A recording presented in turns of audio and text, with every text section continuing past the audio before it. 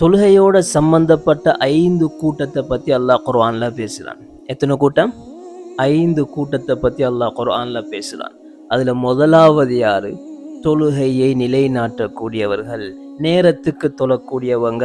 இன்ன ஸலாத கானத் அலல் முஃமினீன கிதாபம் மௌகூதா. தொழுகை இருக்குதே, முஃமின்களுக்கு நேரம் குறிப்பிடப்பட்டது. டைமுக்கு தொழுவாங்க, நேரத்துக்கு தொழுவாங்க.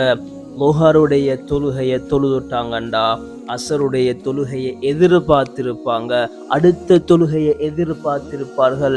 தொழுகையுடைய நேரம் வந்துட்டண்டா அழகான முறையில வுது செய்து குஷு ஹுதுவோட அல்லாஹ்வை பயந்து நல்ல முறையில சந்தோஷமாக தொழுவார்கள்.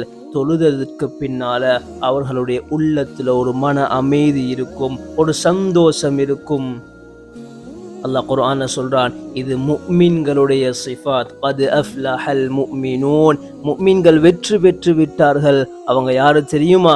அல்லதீனஹும் ஃபீ ஸலாத்திஹிம் காஷிஊன். அவங்க தொழுகையில பயபக்தியுடையவர்கள், தொழுகையை பேணுதலாக தொழக்கூடியவர்கள். அல்லாஹ் அப்படியே சொல்லிட்டு போயிட்டு அதே தொடர்ல சொல்லிட்டே போறான். வல்லதீனஹும் அலா ஸலவாத்திஹிம் யுஹாஃபிதூன். தொழுகையை பேணுதலாக தொழுவார்கள், தொழுகையை பேணி பாதுகாத்து தொழுவார்கள். இவங்க வாரிசுக்காரர்கள். எதிட வாரிஸ்? அல்லதீன யரிசூனல் ஃபிர்தௌஸ்.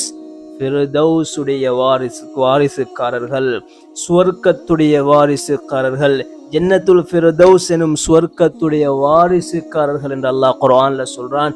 தொழுகைய நேரத்துக்கு பின்பற்றி தொழக்கூடியவர்கள்.